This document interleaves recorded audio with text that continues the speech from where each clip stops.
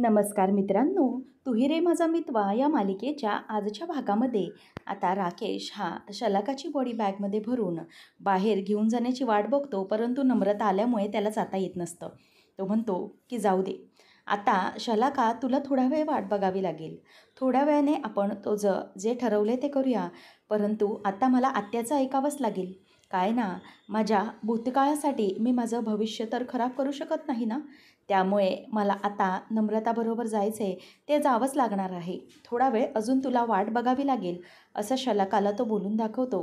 आणि नंतर मग त्याला पुढे जे काही करणार त्याचा आनंद झालेला असतो. तो शलाकाच्या त्या ठेवलेल्या बॅगकडे बघत बसतो आणि त्यानंतर मग पुढे जाण्यासाठी निघतो. नम्रता बाहेर वाट बघत बसलेली असते. तेवढ्यातच आता राकेश तिथून बाहेर येतो आणि नम्रता चला आपण निघूया असं म्हणून तो तिला आता निघूया असं म्हणून बाहेर निघतात. आणि ती म्हणते की झालं आहे ना राकेशजी तुमचं सगळं. त्यावेळेला तो म्हणतो की हो हो चला चला जाऊया आपण. ती म्हणते की बरं झालं राकेशजी तुम्ही येताय माझ्यासोबत. तेव्हा तो म्हणतो की अहो त्यात काय एवढं, मी येणारच ना तुमच्यासोबत, आपलं घरातलं काम आहे म्हटल्यावर केलंच पाहिजे असं म्हणून आता राकेश हा अगदी आनंदाने तिच्यासोबत जायला तयार होतो. नम्रता राकेश दोघेजणही निघून जातात आणि त्यानंतर इथे आता ईश्वरी आणि अर्णव हे दोघेजणही बसलेले असतात. त्यावेळेला ऐश्वरी आणि अर्णव यांची पाणीपुरी खाऊन झालेली असते. मग आता अर्णव म्हणतो की चला, आणि त्याच वेळेला खाऊन झाल्यानंतर ईश्वरी म्हणते की भैया किती झाले. त्यावेळेला तो 150 रुपये असं सांगतो. ईश्वरी पैसे देण्यासाठी जात असते. तेवढ्यात अर्णव म्हणतो की थांब मिस इंदोर मी पे करतो. त्याच वेळेला मग आता अर्णवला ती म्हणते की नाही नाही हा सर, तुम्हाला इथे घेऊन आली आहे ना, मग मीच या ट्रीटचे पैसे देणार हा, असं ती बोलायला लागते. त्यावेळेला अर्णव आता हसत असतो आणि म्हणतो की ईश्वरी मीच तर तुला ट्रीटबद्दल बोललो होतो ना, मग अचानक तू कसे काय पैसे देणार. त्यावेळेला ती म्हणते की नाही सर, मी हे पैसे देणार म्हणजे देणारच. आता ना मी तुमचं काही एक ऐकून घेणार नाही आहे, आणि आता तुम्ही माझे बॉस नाही आहात, त्यामुळे माझ्यावर तुम्ही डोळे मोठे करून माझ्याकडे राग दाखवू नका. मी काय आता तुम्हाला घाबरणार नाही आहे. तुम्ही काही माझे आता बॉस राहिलेले नाही आहात, त्यामुळे आता ना ही बॉसगिरी माझ्यावर तुम्ही इथे दाखवू नका. पैसे मी देणार आहे ना तर मीच देणार आहे, आणि तसंही मला आज छान इन्सेंटिव्ह मिळालं आहे, त्यामुळे याचे ट्रीटचे जे पैसे आहेत ना ते मीच पे करणार आहे बरं का, असं सरळ आता ती बोलून दाखवते. त्याच वेळेला मग आता इथे अर्णव तिला म्हणतो की म्हणजे तू खरंच जाणार आहेस का. त्यावेळेला आता ईश्वरी ही त्याच्याकडे बघतच राहते आणि म्हणते की हो सर, आपली आजची ही शेवटची भेट आहे. आपण आज एकमेकांना गुड बाय बोलण्यासाठी म्हणून इथे एकमेकांना ट्रीट देतो आहे ना, तर आजची ही आपली शेवटची भेट, असं म्हणून आता अर्णव हा तिच्याकडे बघतच राहतो. त्याच वेळेला आता इथे ईश्वरी ही म्हणते की सर काय झालं आहे. तेव्हा तो काही नाही असं म्हणत मनातच विचार करत असतो की काही झालं तरी मला ईश्वरीला थांबवलं पाहिजे. नंतर आता ईश्वरी म्हणते की सर, जे काही घडलं ते चांगलंच घडलं ना, परंतु आज आपण एकमेकांना इथे ट्रीट देतोय, गुड बाय बोलतोय, त्यासाठीच आज आपली ही भेट ठरलेली होती. ती भेट आपली कंप्लीट होऊ दे, असं सरळ आता ईश्वरी त्याला बोलून दाखवते आणि ती तिथेच गप्प उभी असते. त्यावेळेला अर्णवला आकाशचे वाक्य आठवते. आकाश म्हणालेला असतो की दादा, जर कदाचित न चिडता तू तिच्याशी सगळं काही व्यवस्थित तुझ्या मनातलं तिला नीट समजावून सांगितलं असतं, तिच्याशी बोलला असतास, तर कदाचित आज ती इथे असती, कदाचित ती थांबली देखील असती, असं आता त्याला त्याचं वाक्य आठवतं. नंतर मग अर्णव ईश्वरीला म्हणतो की काय झालं. तेव्हा ईश्वरी म्हणते की सर चला, पाणीपुरी आणि शेवपुरीची गोड की तिखट चव ही जिभेवर आहे, तोपर्यंतच आपण एकमेकांना गुड बाय बोलूया. त्यावेळेला आता लगेच अर्णव चिडतो आणि म्हणतो की मी तुला सांगितलं आहे ना, मला तुझ्याशी काहीतरी बोलायचं आहे, परंतु तू बोलायलाच देत नाही आहे. म्हणजे हां, स्वतःची बडबड दुसऱ्यांनी ऐकून घ्यायची, स्वतः मात्र बडबड बडबड करत राहायचं, दुसऱ्यांनी ते ऐकून घ्यायचं, परंतु आपण कोणाचं ऐकायचंच नाही हो ना, असं तू ठरवलेलंच आहे. स्वतः बडबडतेस, परंतु दुसऱ्यांचं मात्र काहीच ऐकून घेत नाहीस. त्यावेळेला ईश्वरी आता म्हणते की हेच आहे ना सर, तुम्ही असेच सतत चिडत असता, रागवत असता, परंतु ठीक आहे, तुमच्या या स्वभावाची सवय आहे, कारण चिडल्याशिवाय तुम्ही अर्णव सर वाटतच नाही, असं म्हणून ती मी पैसे द्यायला जाते असं म्हणून पुढे जात असते. तेवढ्यातच आता ती पटकन खाली पडणार असते. आता तिचा तोल जाणार असतो. तेवढ्यातच अर्णव तिचा हात धरतो आणि तिला घट्ट पकडल्यामुळे ईश्वरीचा तोल आता जात नाही आणि ईश्वरी आता तिथे खाली पडण्यापासून वाचते. आता अर्णवने तिचा हात धरल्यामुळे ईश्वरीला अगदी वेगळंच वाटलेलं असतं. ईश्वरी ही तिथल्या तिथेच आता थबकलेली असते. त्याच वेळेला अर्णव आणि ईश्वरी दोघंजणही एकमेकांकडे बघत असतात. आणि जेव्हा जेव्हा जेव्हा ती अर्णवपासून लांब जाते तेव्हा तेव्हा तिला हेच संकेत मिळत असतात की दूर जाऊ नकोस, आणि तिचं मनही आणि तेच सांगत असतं. आता अर्णव हा ईश्वरीला बोलायला सुरुवात करतो की मिस इंदोर, जेव्हापासून तू ऑफिसमध्ये रिझाईन केल्यास तेव्हापासून तू माझ्यापासून जास्तच दूर चालली आहेस असं वाटतंय मला. खरं तर तू ऑफिस सोडून चालली आहेस, परंतु मला त्याचा खूप त्रास होतो आहे आणि तू पुन्हा दिसणार नाही याचंही वाईट वाटतं आहे. काही झालं तरीही तुझी ओढ लागली आहे मनाला. हां, या गोष्टीला मला प्रेम म्हणता येणार नाही, परंतु तुझ्या बडबडीची मला सवय लागलेली आहे. तुझी सवय झाली आहे मला. तू नसल्यावर असलेली शांतता बरोबर वाटत नाही, असं अर्णव तिला आता बोलून दाखवतो. त्याच वेळेला ईश्वरी त्याच्याकडे बघतच राहते आणि तो पुढे बोलून दाखवतो की मला हे काय माहिती नाही, तू ऑफिसमधून रिझाईन केलंस, परंतु हे मला आवडलेलं नाही आहे, असं सरळ आता अर्णव हा ईश्वरीला बोलून दाखवतो. दोघंही आता एकमेकांकडे बघतच राहिलेले असतात. त्याच वेळेला आता ईश्वरीलाही या सगळ्याचं बघून अगदी आश्चर्य वाटलेलं असतं की नेमकं अर्णवला झालंय तरी काय. आता अर्णव तिच्याशी तो हात धरूनच ते बोलत असतो, परंतु आता ईश्वरीचं काय उत्तर असेल याचा विचार त्याच्या डोक्यामध्ये अगदी सुरूच असतो. परंतु ईश्वरी थोड्याच वेळात त्याला म्हणते की अर्णव सर, काय झालंय? तुम्ही असे बघतच का उभे राहिला आहात? त्यावेळेला मग आता इथे अर्णव हा तिच्याकडे बघत राहतो आणि त्याच्या लक्षातच येत नसतं तो जे काही बोलला आहे ते मनातल्या मनात बोलला आहे आणि समोर त्याने काहीच बोलून दाखवलेलं नाही. त्यावेळेला मग ईश्वरी म्हणते की अर्णव सर, काय झालं? अहो, हात सोडा, असं म्हणून ती त्याला हात सोडायला सांगत असते. त्यावेळेला आता अर्णव म्हणतो की सोडलेलं तर आहेस तू, रिझाईन केलंयस ना आज तू, असं तो बोलून दाखवतो. त्यावेळेला ईश्वरी त्याच्याकडे बघते आणि म्हणते की अर्णव सर, हाताबद्दल बोलते मी. तुम्ही असे काय? अहो, तुम्ही बोलता बोलता मी पडत होते तेव्हा माझा हात धरलात, परंतु तुम्ही आता माझा हात सोडतच नाही आहे, म्हणून मी तुम्हाला सांगते की माझा हात सोडा. त्यावेळेला आता अर्णवच्या लक्षातच येत नसतं. तो पटकन आजूबाजूला बघतो. त्याला असं वाटत असतं की तो ईश्वरीशी सगळं बोलून मोकळा झाला, परंतु ईश्वरीशी तो काहीच बोललेला नसतो. जे त्याच्या मनातलं आहे ते त्याने ईश्वरीला सांगितलेलंच नसतं. आता ईश्वरी ही म्हणते की अर्णव सर, सोडा हात. त्यावेळेला अर्णव पटकन हात सोडून देतो आणि त्याच्या लक्षात येतं की तो सगळं काही मनातल्या मनातच बोलला. ईश्वरीशी तो काहीच उघडपणे बोललेला नाही. ईश्वरी म्हणते की सर, 1 मिनिट, हां, मी पैसे देते, असं म्हणून ती आता पैसे देण्यासाठी म्हणून त्या माणसाकडे जाते आणि त्याला पैसे दिल्यानंतर थँक्यू भैया असं म्हणून तिथून येत असते. आणि नंतर अर्णवला आता ईश्वरी कायमची निघून जाणार याने खूप वाईट वाटत असतं. आता ईश्वरी अर्णवला निघूया का सर असं म्हणते. अर्णव आणि ईश्वरी दोघांच्याही मनामध्ये दुःखच असतं. दोघांनाही या गोष्टीचं खूप वाईट वाटत असतं की दोघे एकमेकांपासून लांब जाणार आहेत. ईश्वरी अर्णव आता चालत चालत दोघेजणही निघतात आणि एकमेकांशी काहीच न बोलता पुढे येत असतात.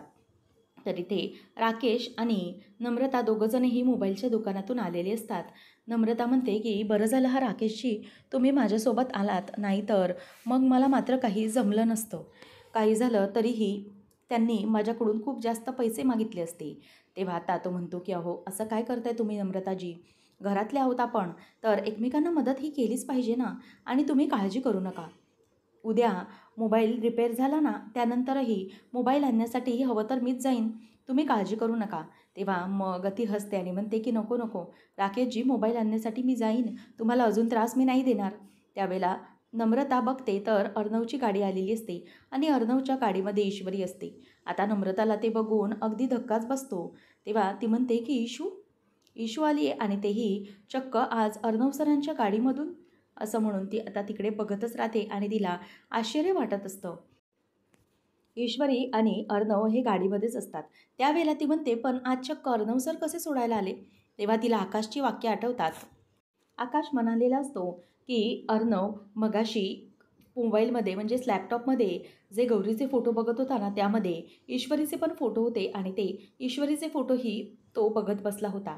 याचा अर्थ दादाला ईश्वरी आवडू लागली आहे, हे सगळं तिला आठवतं. आणि त्यानंतर मग नम्रता म्हणते की बढिया, एकदम बढिया काम झालं, ईश्वरी अर्णव सरांच्या गाडीमधून आली, खरंच खूप छान. तेव्हा आता मनातल्या मनात इथे राकेश जेलस होत असतो, परंतु जर तो अर्णवला भेटायला गेला तर मात्र सगळेच काही वांदे होऊन बसतील हे त्याला समजलेलं असतं, म्हणून तो तिथल्या तिथेच उभा असतो. आता नम्रता म्हणते की 1 मिनिट, हां राकेशजी, मी जरा येते इशूला भेटून. आणि त्याच वेळेला ती पटकन तिथून जाते आणि अर्णवला आता ईश्वरी म्हणते की चला बाय बाय बोलण्याची आता वेळ आलेली आहे. त्यावेळेला अर्णव मात्र काहीच बोलत नाही. तो गप्प असतो, कारण त्याला ईश्वरीला कधीही बाय बोलायचं नसतं. मग आता लगेच इथे या सगळ्या गोष्टीचाच फायदा घेत राकेश विचार करतो, जर मी इथून हललो किंवा समोर आलो तर अर्णवला मी दिसेन, त्यापेक्षा इथे असाच उभा राहिलेलो मी बरा आहे. ईश्वरी म्हणते की अर्णव सर, काय झालं आहे? तुम्ही मला बाय का बोलत नाही आहात? मी बाय बोलते, निघते मी. आज आपण शेवटचे भेटतोय, त्यामुळे आपल्याला एकमेकांना बाय करायला हवं. त्यावेळेला आता इथे ईश्वरीला सगळ्या काही गोष्टी आठवू लागतात. जेव्हा ते दोघंही उरणच्या समुद्रात म्हणजे उरणच्या जंगलात अडकलेले होते, त्यावेळेला ईश्वरीला तो म्हणालेला होता की काही झालं तरीही तुझ्या जागी दुसरी मुलगी असती तरीही मी तिला वाचवलंच असतं, कारण तो माझा चांगुलपणा आहे. नंतर ईश्वरीला जेव्हा दगड लागलेलं असतं त्याच वेळेला अर्णव तिच्या पायाला स्वतःच्या रुमालाने म्हणजेच रुमालाने बांधून देतो आणि कशाप्रकारे तो तिची काळजी घेतो हे सगळं काही तिला आता आठवतं. आणि नंतर त्या आठवणीनंतरच आता तिला आठवतं की कशाप्रकारे अर्णवने गुंडांपासूनही तिचं रक्षण केलेलं असतं. अर्णवने तिचा हात हातात धरून गुंडांना सरळ सांगितलेलं असतं की हिच्या समोरही जायचं नाही आणि हिच्याशी सामना करायच्या आधी तुम्हाला माझ्याशी सामना करावा लागेल. हे वाक्य त्याचं तिला आठवतं आणि कशाप्रकारे अर्णवले वाचवलं हे देखील आठवत असतं. आणि नंतर मग अर्णव हा जेव्हा पत्रकार हे घरी आलेले असतात तेव्हा ईश्वरीचा अंगावरचा दगड स्वतःच्या हातावर तो झेलत म्हणतो की मिस इंदोर ही अजिबात काहीही चुकीचं करत नाही आहे आणि कोणाच्याही कॅरेक्टरवर बोलण्याचा मनमानी अधिकार कोणालाही नसतो. शिवाय मी स्वतः सांगतो या सगळ्यांना की मिस इंदोर हिने काहीच केलेलं नाही आहे. बस एवढा पुरावा बस आहे का, असं सगळं तिला आठवतं. नंतर मग अर्णव आणि ईश्वरी दोघंजणही शलाकाला देण्यासाठीचं ते ताट पकडतात, पूजेचं ताट. ते त्याला आठवतं, त्याचबरोबर ते ईश्वरीला देखील आठवत असतं. आता समोर एक व्यक्ती उभा असतो. मग ईश्वरी विचार करते की ती व्यक्ती कोण आहे जिच्याबरोबर नम्रताताई बोलत होती. तेव्हा आता नम्रता म्हणते की ते आपले राकेशजीच आहेत. त्यावेळेला मग ईश्वरीला धक्का बसतो. ती म्हणते की राकेशजी असे. आणि नंतर मग हे ऐकल्यानंतर ईश्वरी म्हणते की थांबा हां अर्णव सर, मी तुमची ना राकेशजीची भेट घडवून देते. त्यावेळेला पटकन ईश्वरी आवाज देते, राकेशजी जरा येत आहे का राकेशजी, असं म्हणून ती आवाज देते आणि अर्णव त्याला अगदी बघण्याचा प्रयत्न करत असतो. मग त्याच वेळेला आता राकेशला काय बोलू काय नाही असं झालेलं असतं. समोर गेले तर पूर्णपणे मरण आहे, म्हणून राकेश मुद्दामच खुणावतो, 2 मिनिट मी फोनवर बोलतोय असं म्हणून तो आता खुणावतो आणि त्याच वेळेला त्याचा फोन सुरू असतो. मग नम्रता पटकन बोलते की आज चक्क ईश्वरी तू अर्णव सरांच्या गाडीमधून आली आहेस, नक्की आज काही स्पेशल आहे का, काय घडलं आहे? त्यावेळेला आता अर्णवला ती असं विचारते. अर्णव गप्प बसतो. ईश्वरी ही त्याला बोलते की थांबा मी सांगते आणि ती पुढे नमूला म्हणते की नमूताई मी तुला सगळं नंतर सांगते हां. आणि त्याच वेळेला पुन्हा आता ईश्वरी अर्णव एकमेकांकडे बघत असतात, कारण हा त्यांचा फायनलचा गुड बाय असतो. ईश्वरी ही नम्रताला सांगते की ताई मी नंतर तुला घरी गेल्यावरती सगळं काही सांगते. त्याच वेळेला आता ईश्वरी म्हणते की अजून कुठे राहिले राकेशजी, असं म्हणून ती राकेशजी असा आवाज देते तेव्हा तो तिथून गायब झालेला असतो. आणि हे पाहिल्यानंतर नम्रतालाही धक्का बसतो की राकेशजी गेले तरी कुठे. ईश्वरी म्हणते की हे काय आहे, आता तर ते इथे होते परंतु लगेच कुठे निघून गेले. त्यावेळेला आता लगेच नम्रता म्हणते की अगं कदाचित त्यांचा क्लायंटचा महत्त्वाचा कॉल असेल म्हणून गेले असतील. ईश्वरी म्हणते की सॉरी अर्णव सर, मी तुम्हाला त्याच्यासाठी थांबवून ठेवलं, ते येतील बोलण्यासाठी म्हणून. तेव्हा मग अर्णव म्हणतो की इट्स ओके, काहीच प्रॉब्लेम नाही. तसं तर त्यांना काहीतरी महत्त्वाचं काम असेल, ठीक आहे, त्यांना भेटण्याची इच्छा नसेल, मलाही काही इतकी अशी इच्छा नव्हती त्यांना भेटण्याची, असं सगळं तर आता बोलून दाखवतो. आणि ईश्वरी आता गाडीमधून उतरते. ती म्हणते की Arnav sir good bye, good night. त्यावेळेला मात्र अर्णव ती जे काही बोलते त्याबद्दल काहीच उत्तर देत नाही. तो रागामध्येच असतो. तो तिच्या प्रश्नाला एकही उत्तर न देता गाडीची काच ही वरती करतो. ईश्वरी त्याच्या उत्तराची वाट बघत असते, परंतु अर्णव काहीही न बोलता गाडी रिव्हर्स घेतो आणि तो तिथून आता निघून चाललेला असतो. ईश्वरीला याचं खूपच वाईट वाटतं. ईश्वरी म्हणते की काय अर्णव सर, मला साधं गुड नाईटही बोलले नाहीत किंवा गुड बायही. एरवी जर आपण असं केलं तर मग मॅनर्स शिकवणार, पण आता मॅनर्स वगैरे काहीच नाही वाटतं. त्याच वेळेला ती समोरून पटकन राकेश येतो आणि म्हणतो की अरे ईश्वरीजी, तुम्ही आलात. तुम्ही मला आवाज देत होतात ॲक्च्युली, पण काय ना, माझं जरा क्लायंटशी महत्त्वाचं बोलणं सुरू होतं म्हणून मला येता आलं नाही. आय एम व्हेरी सॉरी हां. त्यावेळेला मग आता लगेच ती म्हणते की हो राकेशजी, तुम्ही ह्या कपड्यांमध्ये मी तर तुम्हाला ओळखलंच नाही हो, म्हणजे आज काही विशेष? तेव्हा मग लगेच पुढे तो म्हणतो की काय ना, ते माझ्या मित्राने लंडनहून मागवलं होतं. मग म्हटलं की आज घालून बघूया म्हणून घालून बघितलं. ईश्वरी म्हणते की खरंच खूप चांगलं दिसतंय हां, खरंच चांगलं दिसतंय. नंतर मग आता लगेच पुढे तो म्हणतो की ईश्वरीजी, परंतु तुमचं काय, आज चक्क कंपनीचा CEO तुम्हाला ऑफिसमधून सोडण्यासाठी आलेला होता. त्यावेळेला ईश्वरी म्हणते की ते काही नाही एवढं. तेव्हा अर्णव म्हणतो की मला तर ना त्या माणसाचं वागणं अगदी संशयास्पदच वाटतं हां, वेगळेच वागतात ते. त्यावेळेला लगेच ईश्वरी म्हणते की नाही, असं काही नाही आहे, ॲक्च्युली चांगले आहेत ते. मला फक्त ड्रॉप करण्यासाठी म्हणून घरी आले, बाकी काही नाही. आणि हां, त्यांचं वागणं हे विचित्र असू शकतं, मूडी आहेत ते, असं ती पटकन बोलून दाखवते. नम्रता सांगते की अगं राकेशजी माझ्यासोबत आले होते. मोबाईल रिपेअर करायचा ना, म्हणून आम्ही दोघंजणही गेलो होतो. ईश्वरी म्हणते की अच्छा, म्हणून तुम्ही गेला होतात का सोबत? तेव्हा नंतर पटकन नम्रता म्हणते की आत्या, अगं आत्या वाट बघत असेल, नाहीतर आपल्याला बडबडेल, चल पटकनी. तेव्हा मग ती म्हणते की हो हो, चल चल जाऊया राकेशजी, गुड नाईट, असं बोलून ती निघून जाते. आणि ती गेल्यानंतर इथे आता राकेश विचार करत असतो की या अर्णवने आज इथे हिला सोडायला आला होता. जर मला बघितलं असतं तर खूप प्रॉब्लेम झाला असता. आणि तसंही या नम्रतामुळेही माझा खूप जास्त वेळ वाया गेला. त्या शलाकाचं काही करता आलं नाही. मला आता मात्र काहीतरी केलं पाहिजे, असं म्हणून आता तो त्याच्या कामाला लागणार असतो. घरी सगळेजण चिंतेमध्ये असतात. अजूनही अर्णव आला नाही, यामुळे आजी आणि मामा दोघंही तिथेच टेन्शनमध्ये विचार करत बसलेले असतात. अजून चिंटू आला कसा नाही, असा विचार आता आजीला येतो. आणि मग त्यावर लगेच अविनाश म्हणतो की नको काळजी करू आई, येईल तो. तेवढ्यातच तिथे अर्णव आलेला असतो आणि तो म्हणतो की हे काय आजी, मामा, तुम्ही अजून झोपले नाही आहात? तेव्हा ती म्हणते की हो, अरे तुझी वाट बघत बसलो होतो आम्ही, काही प्रॉब्लेम तर नाही ना? तेव्हा तो म्हणतो की नाहीच, काहीच प्रॉब्लेम नाही, काय झालं? तेव्हा मग लगेच ते दोघंजणही म्हणतात की बरं ठीक आहे. आता लगेच आजी म्हणते की एक काम कर, तू फ्रेश होऊन घे, मी अनिताला तुझ्यासाठी जेवण वाढायला सांगते. तेव्हा तो म्हणतो की नको आजी, ॲक्च्युली माझं खाणं झालेलं आहे बाहेर, म्हणून जेवायचं नाही आहे. तेव्हा आता लगेच आजी म्हणते की अरे आज असं काय होतं जे तू बाहेर जेवून आलास? एरवी तू कधीही बाहेर न जेवून आला, आज चक्क बाहेर खाऊन आलायस?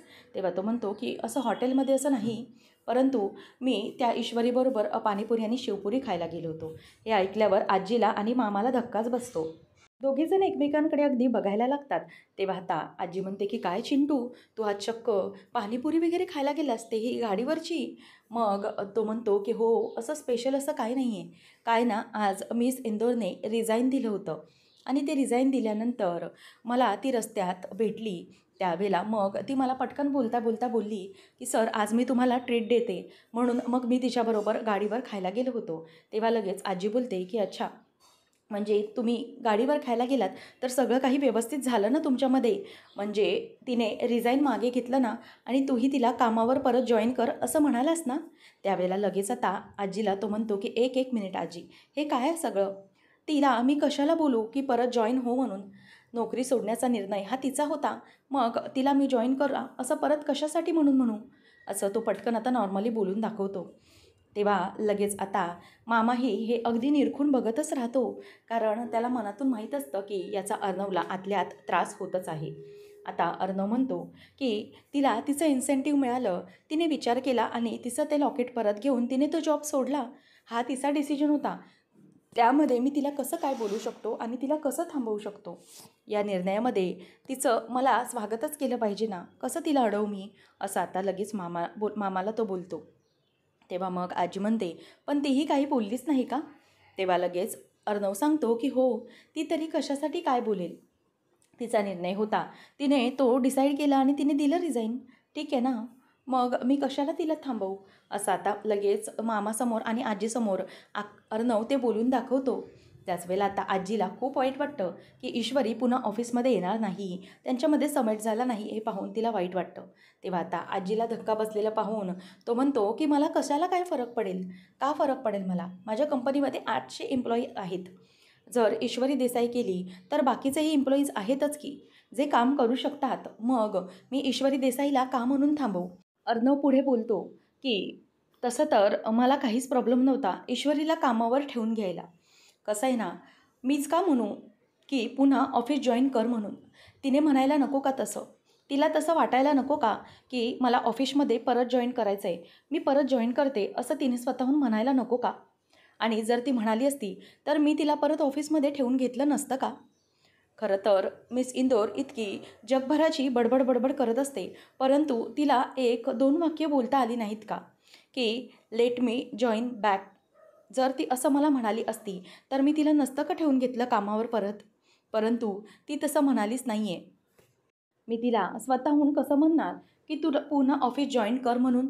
त्यावेळेला आता अविनाश मामा आणि आजी त्याच्याकडे निरखून बघत असतात आणि अर्णवला जे मनातून वाईट वाटलेलं असतं आणि अर्णवची ही इच्छा असतेच की ऑफिसमध्ये ईश्वरी पुन्हा यावी, हे आता आजी आणि मामा दोघांनाही कळलेलं असतं आणि दोघेही त्याच्याकडे बघतच असतात. तर आता पुढच्या भागामध्ये आपल्याला पाहायला मिळतं की ईश्वरीला आता नम्रता सांगत असते की ईशू, तुला अर्णव सरांची खूप सवय झालेली आहे ना? त्यावेळेला आता ईश्वरी ही पटकन नम्रताकडे बघते आणि त्यानंतर मग आता इथे हे सगळं आत्याने देखील ऐकलेलं असतं आणि आत्या अगदी आश्चर्याने आणि धक्क्याने त्या दोघांकडे पाहतच राहते. त्यानंतर आपल्याला पाहायला मिळतं की अर्णव हा इकडे आजीला म्हणत असतो आणि त्याच्या डोळ्यामध्ये चक्क आता पाणी दाटून आलेलं असतं.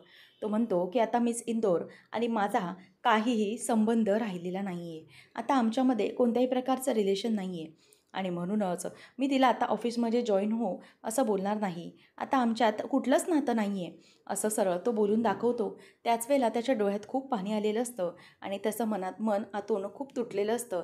हे सगळं आजी आणि मामा पाहतात आणि ते दोघंही आता त्याच्याकडे बघून खूप थक्क होतात. तर आता अर्णवच्या डोळ्यात इतकं समोरून आलेलं पाणी पाहून इतक्या दिवसांनी आजीलाही खूप वाईट वाटलेलं असतं. त्यानंतर राकेश ती सूटकेस घेऊन आता शलाकाची निघालेला असतो आणि खूप घाबरत घाबरतच ती बॅग तो बाहेर घेऊन चाललेला असतो. तेवढ्यातच आता राकेश ती बॅग बाहेर घेऊन जात असतानाच मागून ईश्वरी येते आणि राकेशजी असा आवाज देते. जेव्हा आता राकेशला आवाज दिला जातो तेव्हा राकेश हा घाबरतो, कारण तो ओळखतो की ईश्वरीनेच त्याला आवाज दिलेला आहे. आता ईश्वरीचा तो आवाज ऐकल्यानंतर राकेशला जबरदस्त धक्का बसतो. आता सगळ्यांपासून लपून छपून ईश्वरीपासून आणि सगळ्यांपासून लपवून जे काही बॅग तो घेऊन चाललेला असतो शलाकाची, ती बॅग आता त्याला पुन्हा काय बोलावं काय नाही हे ते काहीच कळत नाही आणि ईश्वरीलाही धक्का बसतो की यावेळेला नेमके राकेशजी इथे कसे काय आणि इतकं लपून छपून काम करत असतानाही ईश्वरी इथे कसे काय आली याचंही राकेशला आता नवल वाटलेलं असतं. आता नेमकं राकेश काय करेल? ईश्वरीच्या प्रश्नांना नेमकी तो काय उत्तरं देणार की शलाकाबद्दलच्या या सगळ्या सत्याचा उलगडा हा ईश्वरीसमोर होणार, हे पाहणं अगदी रंजकतेचं ठरणार आहे. अशाच मालिकांचे अपडेट्स जाणून घेण्यासाठी आजच आपल्या चॅनलला सबस्क्राईब नक्कीच करा. धन्यवाद.